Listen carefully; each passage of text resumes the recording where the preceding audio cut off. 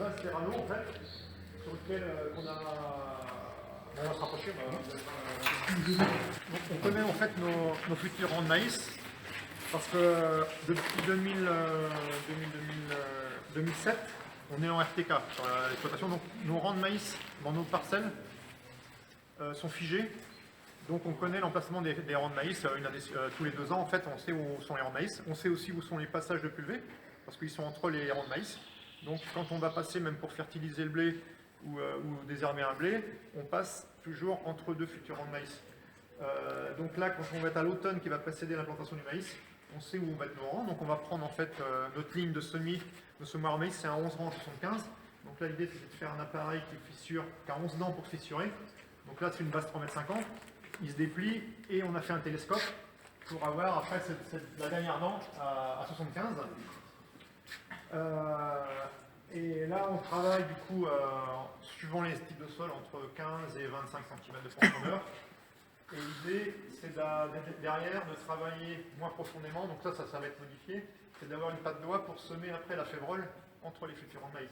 Et donc là, c'est juste de faire un déchômage à 8-10 cm de profondeur. Donc on va avoir en fait un sol qui va être travaillé à des horizons différents. Et profondément avec la dent Optimus à l'emplacement du futur en maïs et avec une patte d'oie classique après pour faire en fait c'est pour faire un peu de travail de sol pour pouvoir enfouir la févrole. Donc ça permet de répondre à une exigence réglementaire qui est le couvert, mais d'avoir une destruction on va dire précoce du couvert et surtout de ne pas avoir d'encombrement avec au niveau de la. Le problème dans les terres argileuses, c'est quand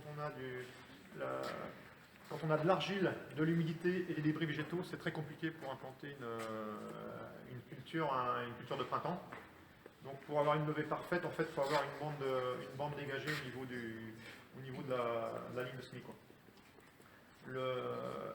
L'idée, c'est que quand on arrive pour semer, un sol argileux, on ne peut pas préparer. Nous, on fait des semis précoces, on commence sur la dernière décade de mars à semer les maïs, en fonction de la température du sol. Donc, on ne peut pas, si on devait travailler le sol, attendre un ressuyage du sol pour préparer la bande de semis, par exemple, pour faire un lit de semence, en fait, on en attendrait trop longtemps. Donc, l'idée, c'est de faire les préparations de sol en amont, dans l'hiver, dès qu'il y a une fenêtre climatique.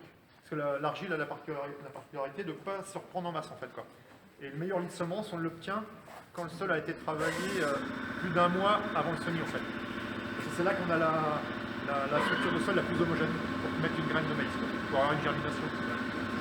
Donc ça c'est un appareil qui va être modifié. Derrière, on va rajouter des roues qui vont servir de rappui pour la bande de semis févrole et qui vont permettre la contrôle de la profondeur. Donc là on a fait un essai à l'automne dernier sur une parcelle et on avait mis 2-3 roues provisoires. Là donc cet appareil il n'est pas fini, il n'est pas peint. Donc là on est en train on va se remettre dessus avec une barre à temps pour le finaliser. Les dents elles sont à combien d'espacement? À 75. C'est l'emplacement des futurs de maïs en fait. Donc c'est un 11 rangs 75, comme le semoir. Donc on met ça de charge sur le tracteur. Donc là, avec le 936, tu fissures 8 mètres 35 8 mètres 25. 8 mètres 25. 75 quoi. D'accord. Mais fissuré que sur la surface en fait, à l'emplacement, Oui. Parce que la fissuration, elle se reporte. Mais bon, c'est ce qui correspond à la zone d'enracinement du maïs. Du maïs, quoi. D'accord. Après, à valider si on est mieux ou moins bien, c'est pareil, ça c'est du test. Donc, nous, on a des capteurs de rendement sur la batteuse. L'idée, ça va être de valider si.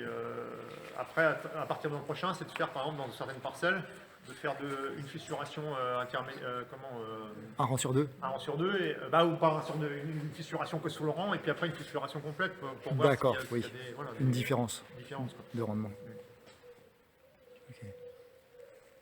Donc ça c'est la fameuse dent Optimus de Tom. Donc elle a l'avantage d'être en plus très peu gourmande en puissance. Donc et apparemment en fissuration on est plutôt pas mal. Ouais. Donc quand on met le pénétromètre derrière, c'est vrai que ça descend pas mal. Ouais.